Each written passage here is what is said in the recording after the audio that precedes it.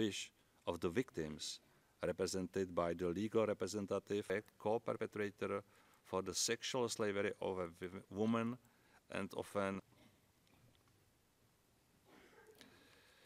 Mr. Taganda in the imprisonment for rape of civilians as a crime against humanity and as a war crime 28 years.